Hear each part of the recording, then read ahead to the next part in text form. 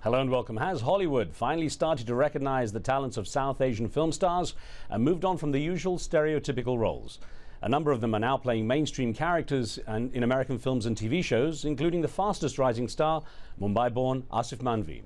Aasif plays his first leading role in today's special, an offbeat comedy about Samir, an upscale and ambitious New York chef whose dreams come crashing down when he's forced to take over his father's shabby Indian restaurant.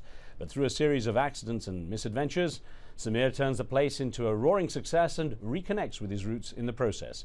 Here are some moments from that movie, today's special. Just sell the bloody restaurant. Relax, all right? Dad? Call 911! Dad! Don't worry, Mom. I'll take care of the restaurant. Is this lamb or beef? Yes. Thanks for your help. 2 chicken tikka masala, 2 saag paneer, 1 chicken vindaloo, Tandoori Palace, 37th Avenue.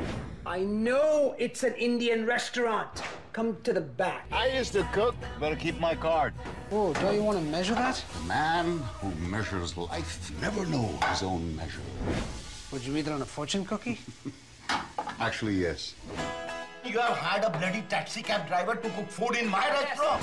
With Indian cooking, the important thing is the improvisation. So let's give him something new. It was wonderful. It's delicious. It's so spicy. That was an excerpt from the movie, today's special featuring Aasif Mandvi. On today's show we ask, have South Asian actors come of age in Hollywood? Remember, you can text us and email your questions and comments to the show. Well, joining me now from New York is Aasif Mandvi himself, who's also a cast member of the hit US TV program The Daily Show with Jon Stewart. Aasif, great to have you on the show. Thank you. Thanks for having me. Liz, I want to clear this up right at the beginning. I studied to be a doctor and got hell when I switched to journalism. And for you, of course, you've gone into the movie business. You must have had real flack for that, because that's not what good Indian sons do, is it? Right. No, well, I wanted to be a doctor. My parents forced me into this business. The other way. They were like, "You're going to be an actor. You're going to be out of work.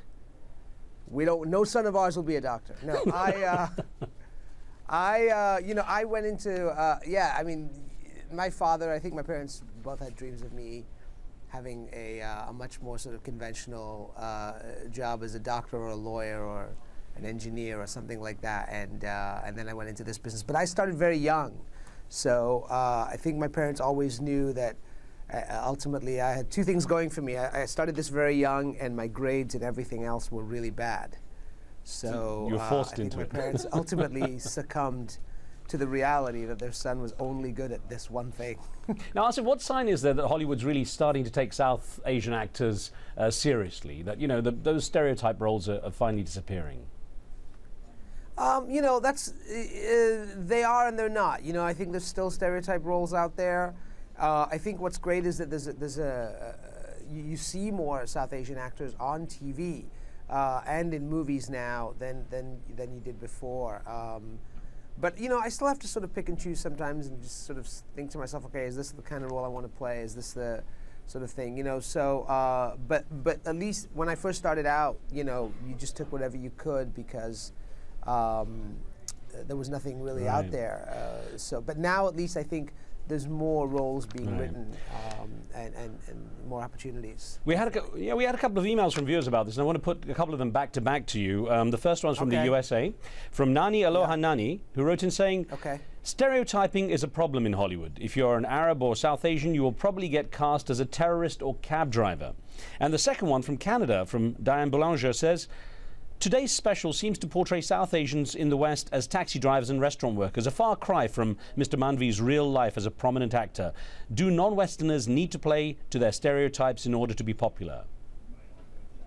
Well, I mean, look, the first question is, about stereotypes in Hollywood. Yes, Hollywood, I think, will always stereotype, and it's there'll always be a sense of reductiveness. And that's why I've been creating my own work for a long time, and I think that we need more people from the South Asian diaspora to write stories and blah, blah, blah, to direct, write, things like that. As far as today's special goes, I mean, today's special is a very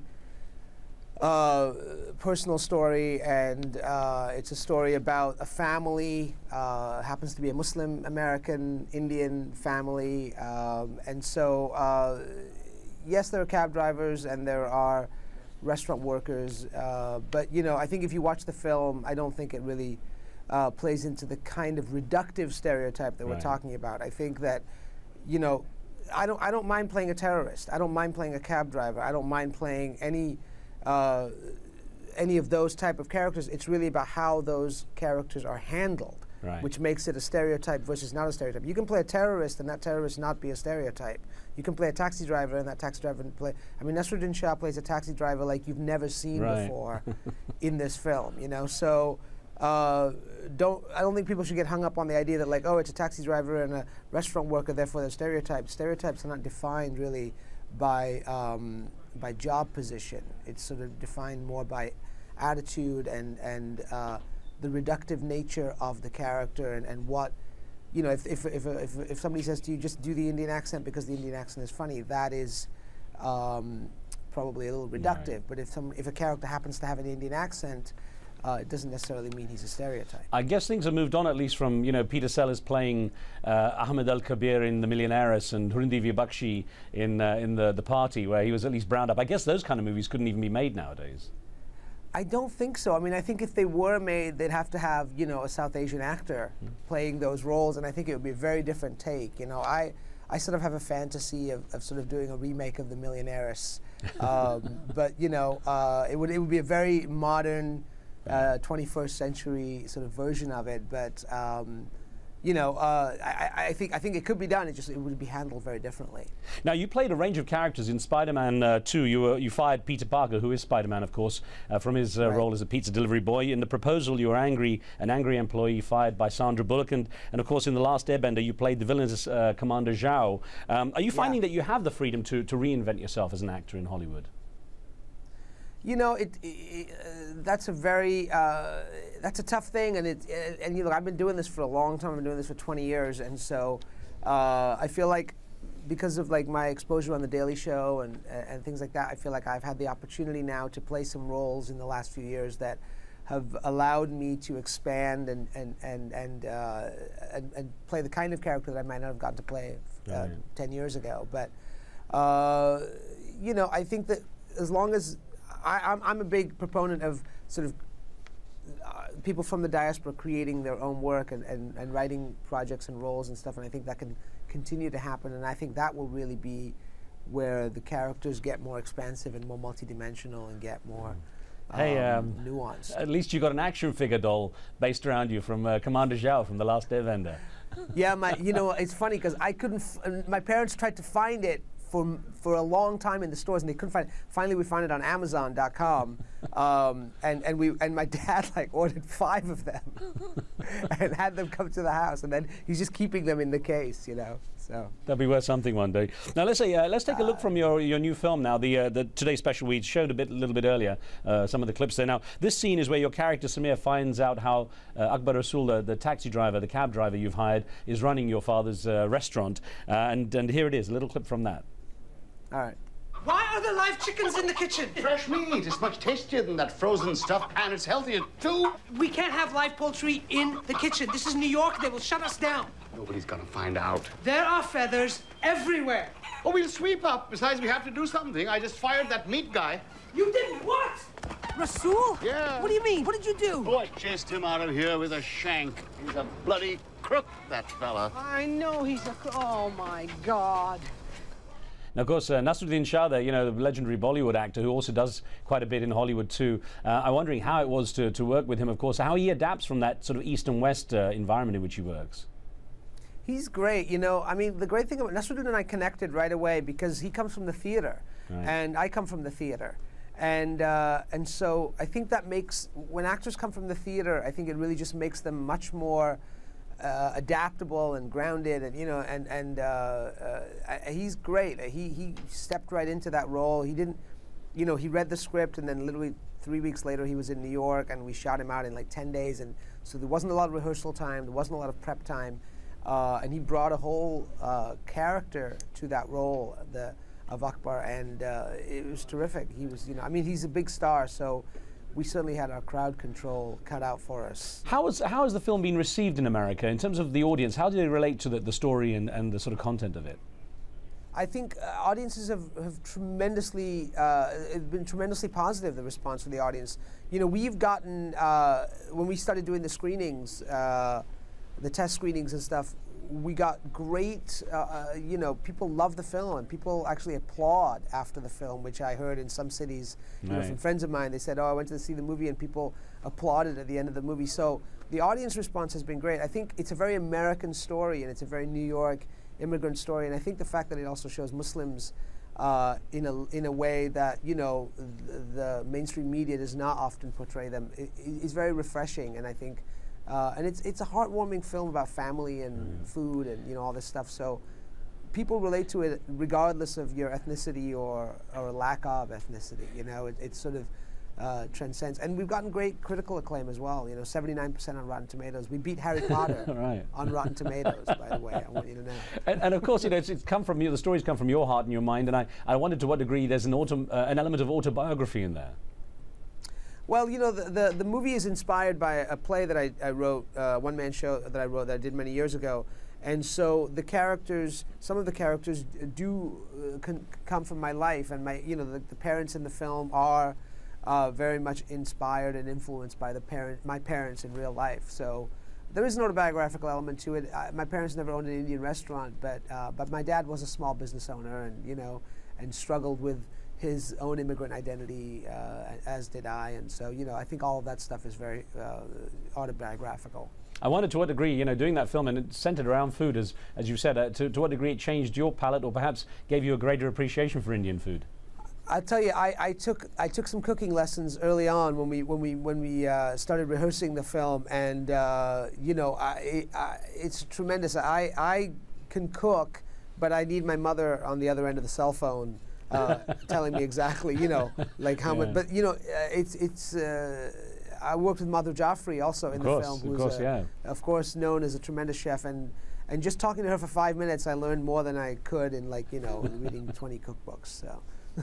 I was going to say, I've talked to a lot of people in the film industry, well, of course, both in the East and the West. In the West, the model seems to be changing, especially how the films are funded and made. In the case of today's special, how easy was it to get the film made and get it funded? I'll tell you, it wasn't. I mean, it wasn't easy. Ultimately, the funding all came from private equity and friends of ours, and you know, friends of my producers, some wealthy South Asians and things like that, who put in the money to get the film made. But it is the hardest task of getting any independent film made, is to go out and, you know, it's not like Britain where you have, like, you know, government help with the making of a film or something. This is literally like we went, you know, with hat in hand, and that's why it took as long as it did. It took almost 10 years to get this film from first draft to you know, first day of shooting. And a lot of the reason for that had to do with trying to just get the financing together. You know, it took many years. Hopefully it sets the track record. You can get a lot more going. But let me ask you one thing about an email we had from a viewer who asked an interesting question. Wael Ali wrote in saying, why haven't Indian women achieved the same amount of success in Hollywood as their male counterparts? I mean, even the great Aishwarya Rai has struggled a bit to make it into Hollywood. Yeah, I don't know. I mean, you know, I think that I guess you'd have to ask some of my female counterparts, but I think, you know, look, it's a sexist world we live in to some degree. So I think that, you know, that probably is not any less or more true for Hollywood than it is for anywhere else. So, but I think there are women who are South Asian and are coming up, and from the American, you know, the Indian American diaspora for sure, you know. And I've worked with many of them, and they're terrific. Now, I wonder, did Bollywood ever chase you, or did you ever think about the idea of working in Bollywood yourself? They haven't ever chased me, but, you know, if they ever want to, I'm more than welcome. I welcome it. You know, I love to be chased. So I would love to do a Bollywood film, just because it seems like a lot of fun, and you know, it's a whole genre that I've never really explored, but nobody's ever come knocking. We'll have to get, well, we'll have to get you connected with Shah Rukh Khan. I want to do, I've said this, yeah, I've said this before, I want to do a road movie with Shah Rukh Khan. There you go. You know, where he plays the goofy guy and I get the girl. That's the only condition.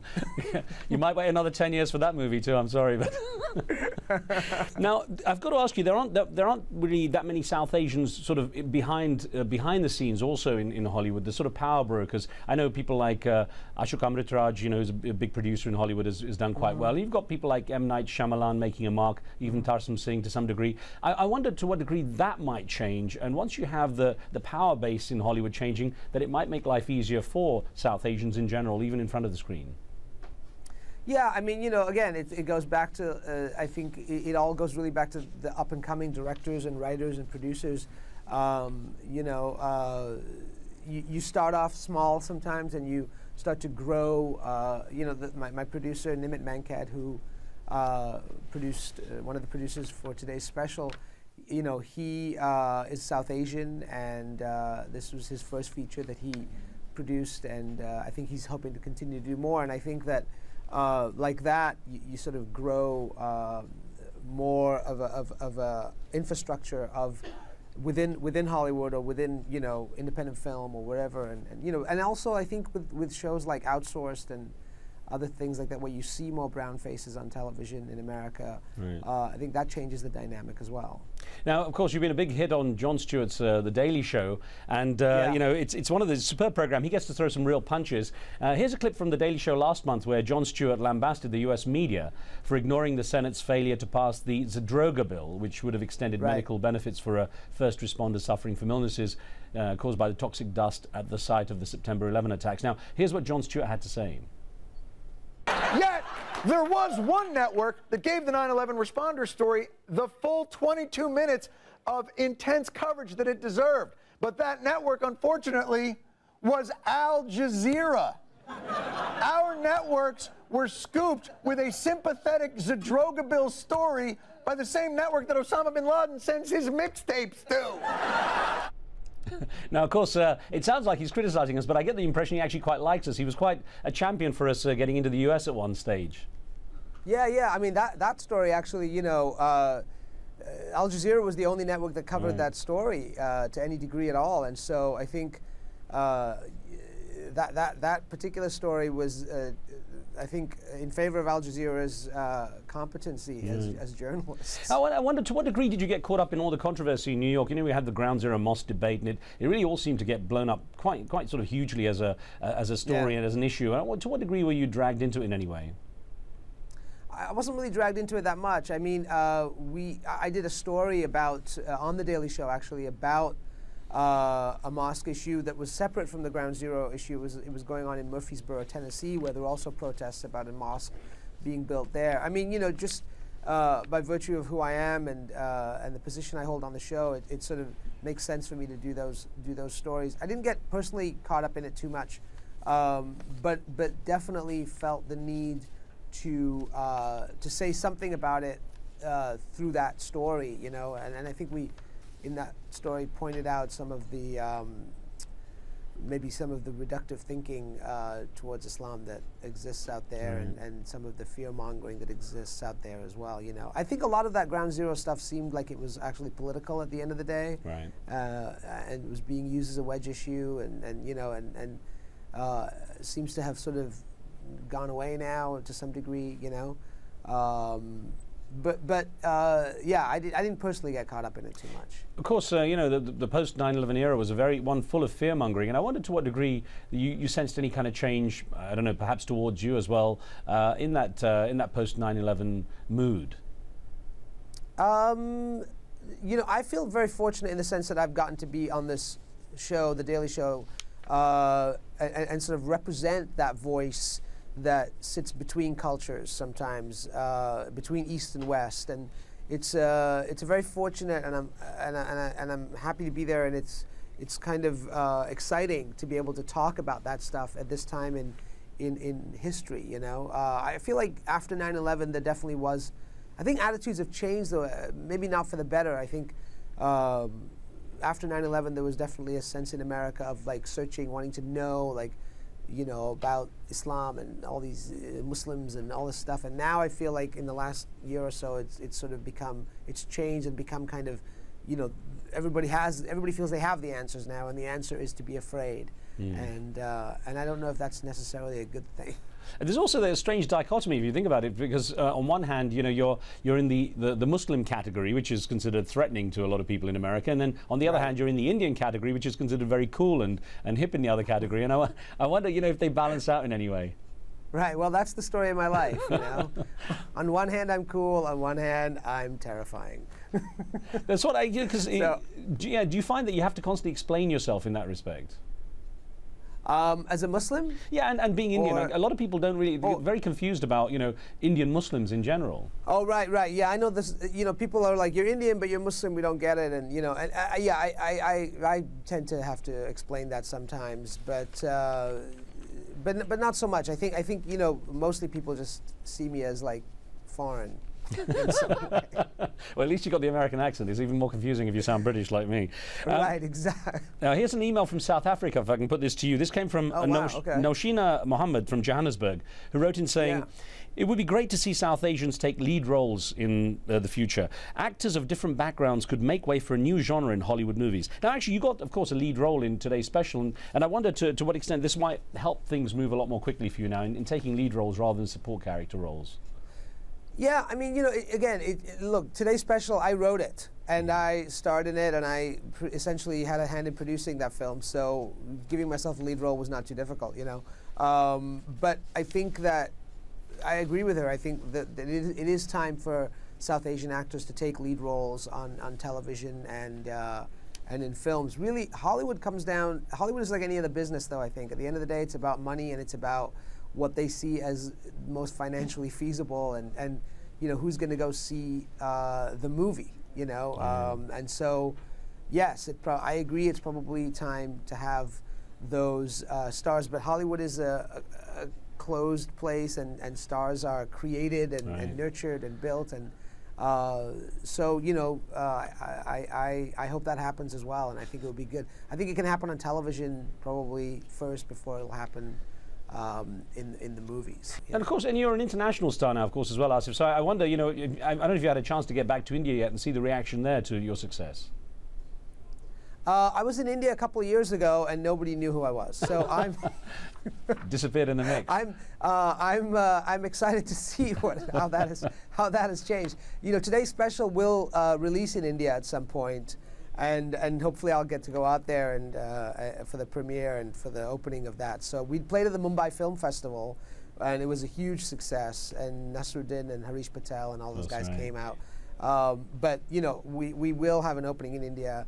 But I don't think, other than maybe I think Last Airbender has played in India, and The Proposal has played in India. So people probably know kind of who I am, but they might not know my name, because I don't think The Daily Show plays in India the way it does here.